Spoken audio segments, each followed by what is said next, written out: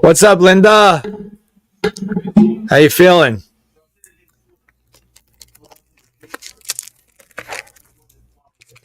Appreciate you being here, Linda. Under the weather and all.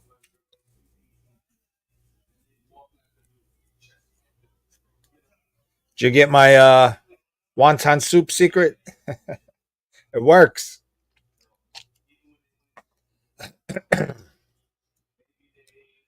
All right, here we go. Here we go. Here we go.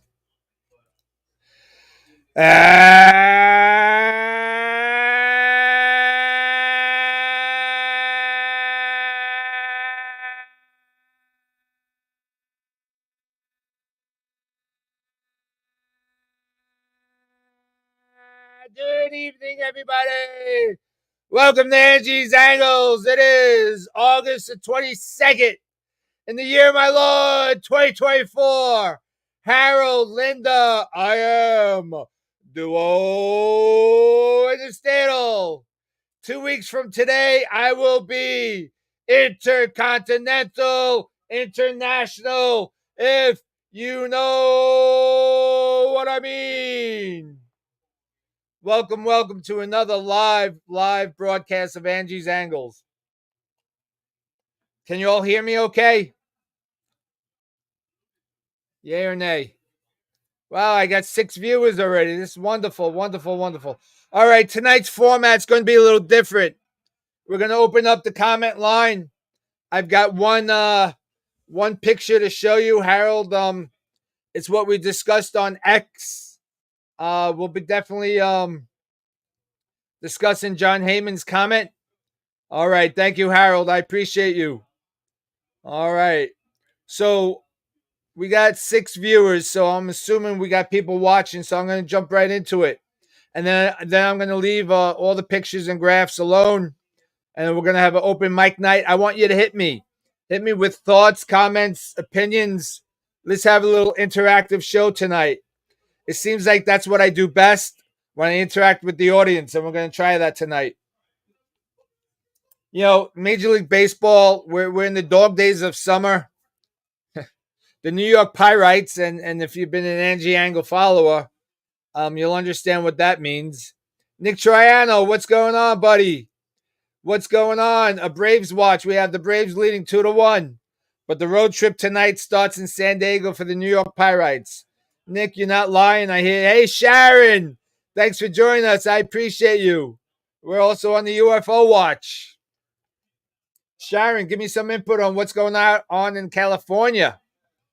There was some pretty big video posted last week on Facebook, YouTube, etc., showing some interesting abnormalities happening off the coast of California, if you know what I mean.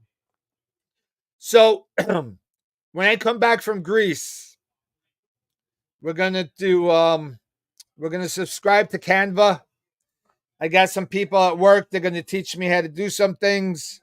We're going to try to, hey, Mike, what's going on? I hope you guys down in the Carolinas are doing well, Mike.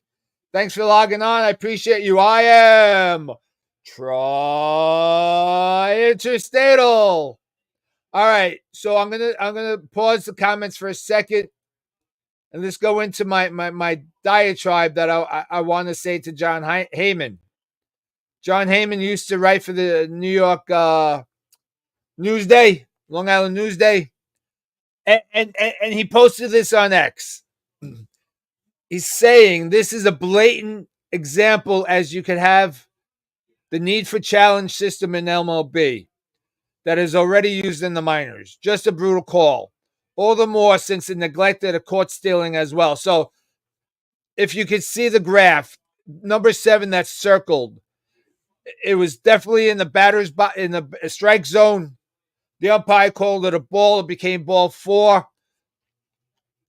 But Frankie threw the guy out at second, but that's negated because now a walk automatically puts the guy to first. But here's what I want you to bring attention to. Down here, lower left-hand corner, there were not one, but two strikes out of the strike zone that were called strikes.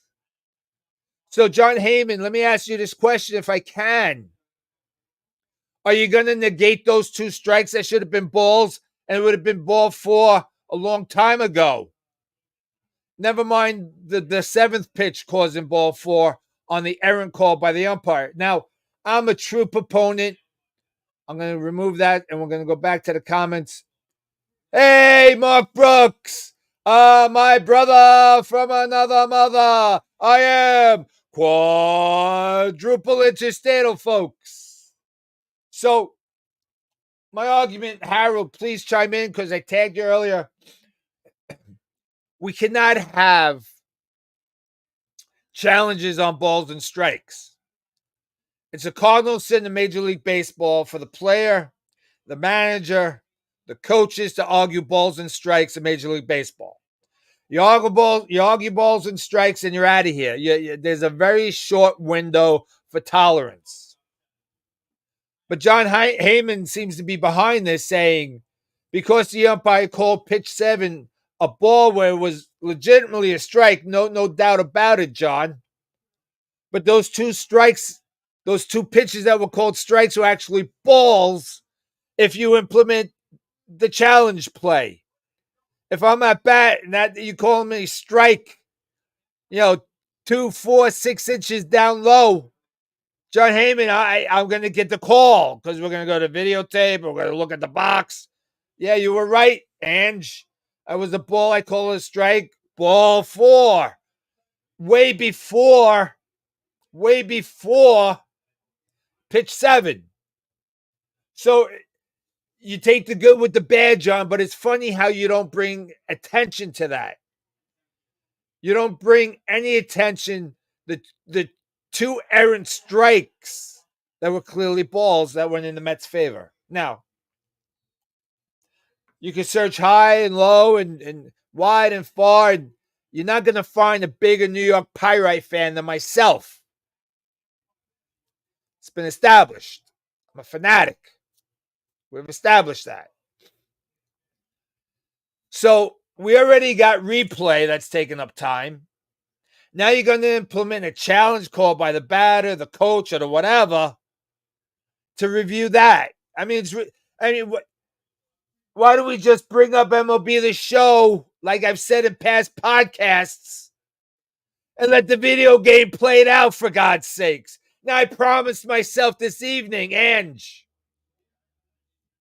And hello, Eric. And Eric, as the days tick off the calendar, it seems like Trevor Bauer is going to be lost in the Mexican League. I don't see Trevor Bauer coming to the MLB, at least this season. I think it's a shame. I think it's a crime. He's been exonerated umpteen times. The girl's facing jail time for erroneous and false statements. But yeah, Eric, the Mets should sign Trevor Bauer. Any MLB should sign Trevor Bauer. No doubt. The Diamondbacks, it'd be so funny to see the Dodgers resign him. And let's talk about the hypocrisy, right? If Trevor Bauer happens to jump back into MLB after all the hoopla,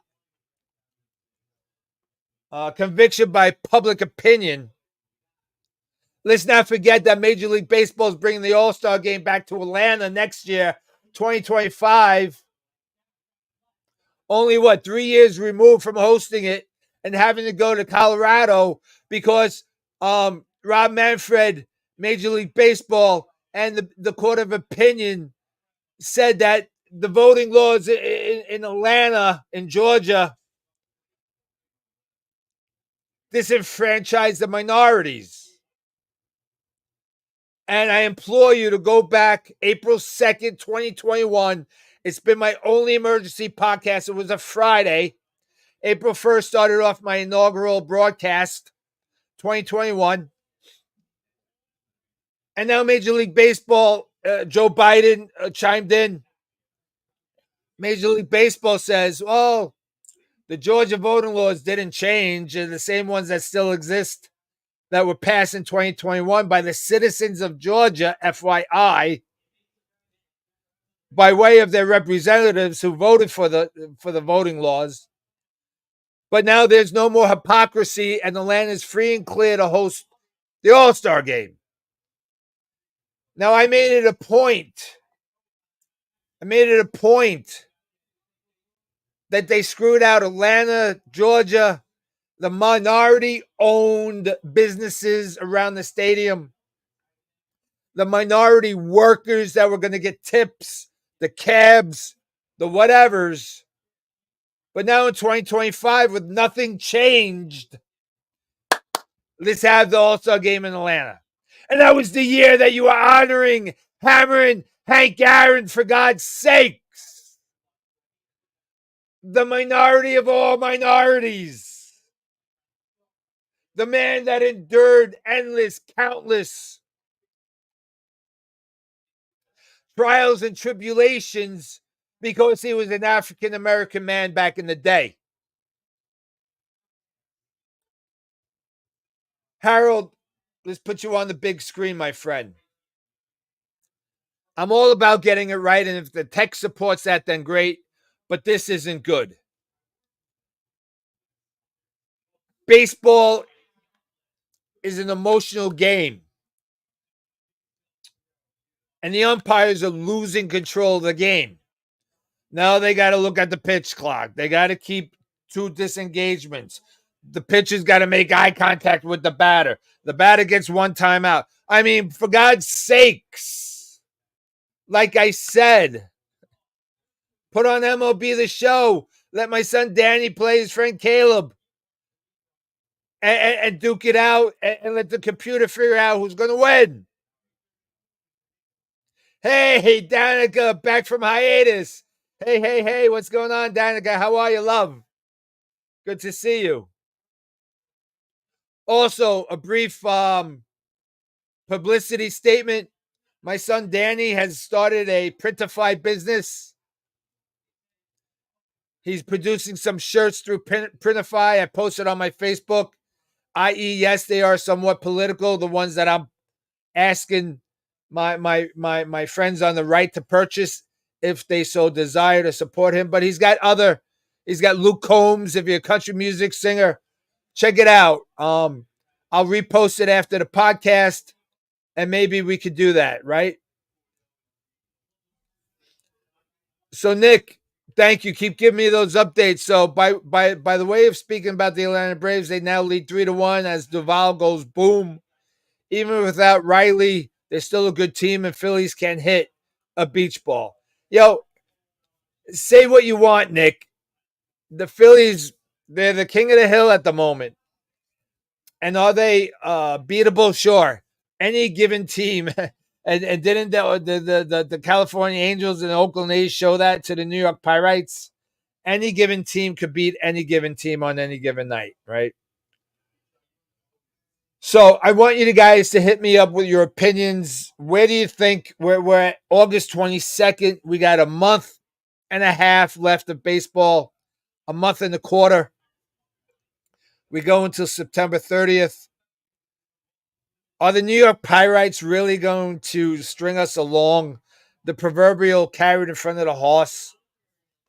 I mean, is this a possibility that the Mets on this road trip come out with a positive record, a 500 record? Tonight's a must win, in my opinion. You have to get this road trip off on the right mark. And we're facing one Dylan Cease, not an easy task. But we're getting Luis Severino off. Oh, my God, what? What did he do? Oh, my God, he pitched a complete game. 9 innings. Can you imagine this? Holy smokes, a New York Pirate pitching a complete game. I will give this to you. I was steadfast against the Luis Severino signing. Joe Alberti told me to cool your britches. It's a good pickup for $13 million or so. He's not wrong. He's not wrong. Luis Severino has been a stand-up guy, getting it done. And there's Mike Marciano. There's an outside chance that Kodai Senga comes back in the last week of the season to pitch a measly game or two. So I'm going to bring you to the Jacob deGrom when he was injured with the New York Pirates, and I preached and I yelled that there is no reason, zero reasons, i.e., Edwin Diaz on his injury, to bring him back into a meaningless season. So sure, if you got Kodai Senga and you're a game out in the going into the last week of the regular season, and you're at the precipice on the cusp of making the wild card, and you feel that Kodai Senga is strong enough to give you a solid 6, like he gave us on his only showing this year, then sure, let's trot him out. We need the win. We need the W. My point is, I don't think we'll be playing for a wild card position in the last season of the 2024 season. Pete Alonso has been Mr. Inconsistency. Sure, he'll wind up with 35 plus home runs, potentially, maybe pushing 40 with a 240, 250 batting average. 90, 85 to 95 RBIs. And let's discuss another thing that's been pissing me off. And boys and girls, and Gender X, I am an old school guy. Old school. You don't get any more old school than I, right? Will these home run theatrical performances stop, please? Please. Francisco Alvarez with his walk-off the other day, stopping at the 45-foot line, spiking his helmet, pumping his chest like Mighty Joe Young, and then trotting around the bases. And then we got Winker doing it yesterday. And that was more egregious, in my opinion. Hit the ball, run the bases, and if you want to celebrate at home plate, I'm all for it. You got to have a level of emotion. I agree. I agree. But you don't do it until you touch home plate. And Frankie had to go back to make sure he touched home plate, even though the umpires walked off the field.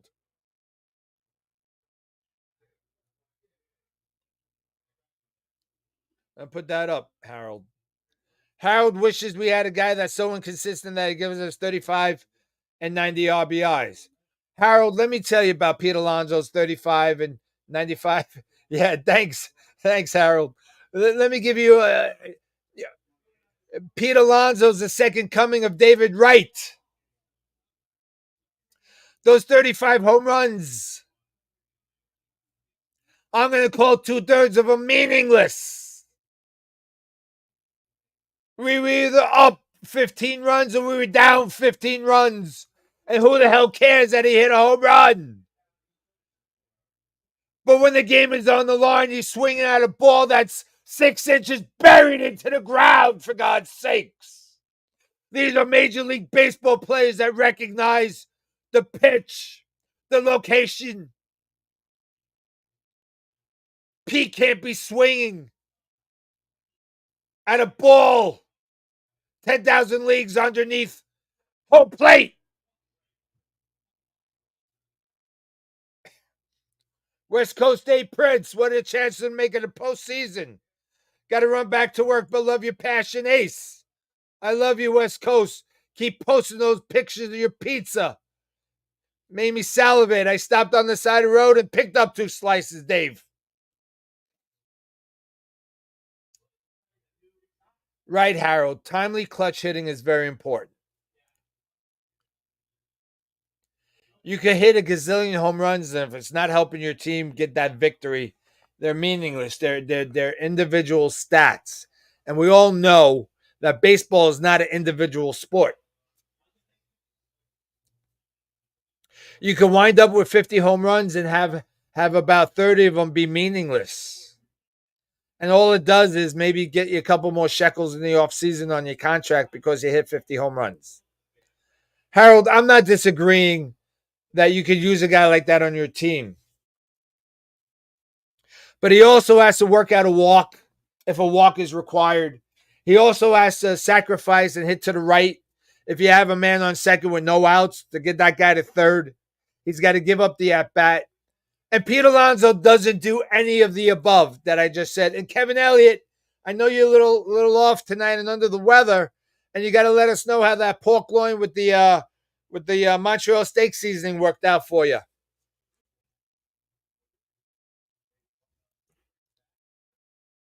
We can't have Pete Alonso be David Wright squared. We can't do it. And there was a question on Facebook today. What are the next numbers to be retired? And number 5, of course, was put up on the board for the vote. And for the Met Hall of Fame, not for the not for the MLB Hall of Fame, for the Met Hall of Fame. David Wright was my son's favorite player, but David Wright doesn't deserve the Met Hall of Fame. David Wright falls in line with Mookie Wilson. Above average player for sure, absolutely. Stellar citizen, 100%. Good role model for the children, 1,000%. But Mookie's not going to ever be in the New York Met Hall of Fame. It's not going to happen. Nor should David Wright. And what's your opinion, Nick? What's your opinion about David Wright going into the New York Met Hall of Fame? You're that was pretty much right around your timeline, Nick, with David Wright being on the Mets. And the Mets in their craziness signed him to that contract, knowing full well that he had major back issues, i.e. Don Mattingly. And yet they coughed up the shekels. But they let the Jeff Kents and the Justin Turners and the Kevin Mitchells and the Dow Strawberries and the Dwight Goodens and sure, you know, Dwight Gooden and Dow Strawberry had their demons, sure. But the Mets allowed those demons to manifest. They knew full well that those guys had drug problems. It was well documented. Nobody was unaware of it. And yet, you know, Gooden and Strawberry entered Smithers on their own accord, and according to the collective bargaining agreement, the CBA, if you self-admit yourself into a treatment, you can't be penalized, which is fine. Everybody should get help. I'm not going to argue that. But the Mets did nothing to circumvent that. They did nothing to get him the help prior to his self-admitting that he needed help. Nick says, I think he deserves it and needs to have his number retired, but if it wasn't for his spinal stenosis, he would have been a Hall of Famer. Nick, I think that's even a stretch. And Antoinette Brooks, thanks for joining the show. We love you, Antoinette. Angie's Angles family prays for the Brooks family as they regroup, reshuffle, rebuild their home that was burnt to the ground by an arson. A complete jackass, in my humble opinion, who I hope gets the book thrown at him for the harm of killing the pets, not alone the Brooks family dreams and memories of their house. And I truly hope, Antoinette and Mark, that you guys, just like my friend Pete O'Shea, your faith in God and religion is beyond reproach. I used to have that faith once a long time ago. But the world beats you down so much that I've lost some of that. It doesn't stop me from trying to be that guy. And I'll help my fellow citizen if they need the help or even if they don't need the help.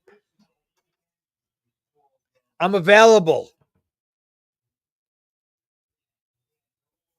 but Nick, I think pushing David Wright into the Hall of Fame category. So I guess I can't say no because Joe Mauer's in, Scott Rowland's in. Those guys don't belong in the Hall of Fame. They're not Hall of Fame players. And I don't know who I was talking to about this. I think it was my friend Elaine Lands, my best buddy in the universe. That if you look at the lineups on both sides, American League and the National League in the 70s, it was the who's who of the Hall of Fame. Those guys batted 300 with 40 homers, 120 RBIs. Not this Kyle Schwarber crap. Batting 210, 230, 50 homers, 100 RBIs. It's become the old man softball league today. And there's no reason for that. They need to get back. Baseball needs to get back to signing baseball players. Kevin Elliott will rattle off a list of baseball players. Iglesias, Torrens, Justin Turners, Jeff Kent's. They're not flashy. They come in, they do their job, they hustle, they grind it out. They're in the hole 0-2. They're not swinging at a pitch 10,000 feet below home plate. I digress. It's amazing that we're at the 8:56 mark. I mean, I just don't understand where that time went. I started right on time. So I hope you enjoyed this little version of a little interactive with my audience. We're going to try to incorporate that more and more.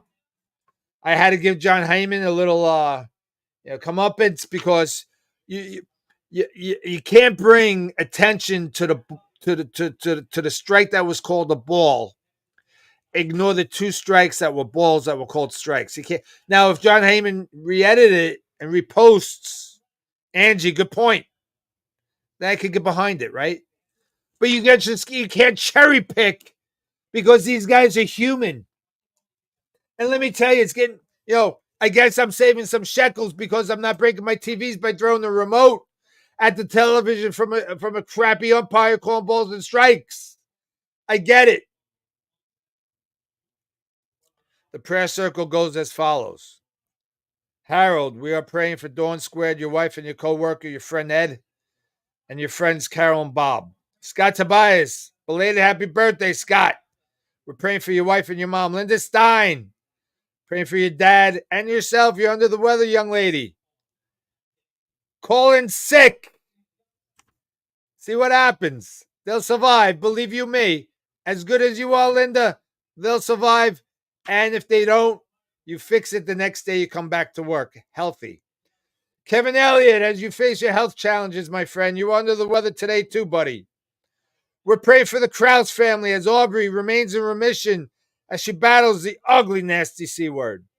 Martha, well wishes and your recovery is going smooth. Clark, your brother-in-law Brad and your sister Trish, we're praying for them. Deb and Lee down in Maryland, we're prayers for Lee. Coach Courtney, we got to get an update on your brother-in-law Calvin and your sister Pat as she stands beside Calvin as he goes through his trials and tribulations. Ray Capers, you look 100% healthy, pal, and you're over the hurdle with your health issues. Ray Hughes, my good friend, reach out to me. We're praying for your health concerns. Mr. McGowan, sir. Linda says, no way she's calling out sick. I love you, Linda. That's very funny. Where were Ray Hughes, as you're facing your health challenges, give me a call, Ray. Mr. McGowan, prayers. Marianne Bello, as your mom faces her aging and her challenges every day. Big John, my buddy in the cigar lounge, smoke therapy. Praying for friend Irene, Phil's Nona, and his cousin Rich. Tom, we're praying for your friend Paul. Larry Levy, we're praying for Frida as she now is in chemo dealing with her cancer. Our good friend here, Alex, at Smoke Therapy, on the passing of his wife, we included him last week. Alex, we pray for you and your family as you navigate those rough, choppy waters of being without your beloved wife, my friend. Mark Brooks, Antoinette Brooks, Anaya,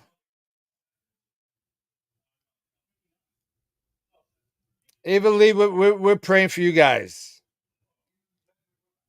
And Pete O'Shea, my friend from high school, we played CYO basketball, St. Anthony's basketball. He too is a man of faith, and God is testing him and his wife Shannon at the moment. They're good. They're good. Shannon's going through some rough waters. There was some violence at her workplace. She's fine. She's okay physically, but it's taken a toll on her mental status. And the world today, thank you, Antoinette. The world today is become chaotic. It's become uncivilized. It's become unlawful. Folks, hit those knees. Pray for unity. Pray that our nation, the United States of America, can come together, make the right decision, whatever side you are. I'm not going to push my agenda. Whoever becomes our next president, give them the strength, the compassion to take care of us. And there's nothing wrong with taking care of the rest of the world, but gosh, we got a lot of issues within our borders that need attention. We'll call out the vets, the homeless, the mentally ill and challenged. And to round off our prayer service, like I mentioned, we're 2 weeks from our departure with our beloved Angie, headed to Greece, start his new chapter. Ange, if there's anybody in this universe that could pull this off, you can, buddy. And I'm behind you 100%. I know I bring a lot of toughness to the table, Ange. It's not out of negativity. It's not out of not believing in you. I believe in you. I believe in you, Ange. You need to believe in you, and you need to tackle this new frontier head on. So we're at the 9:02 mark. I hope you like this little version, not too much yelling. It's been Angie's Angles coming to you live from Smoke Therapy 215 Ronkonkoma Avenue, Ronkonkoma, New York. Good night. God bless. I love you.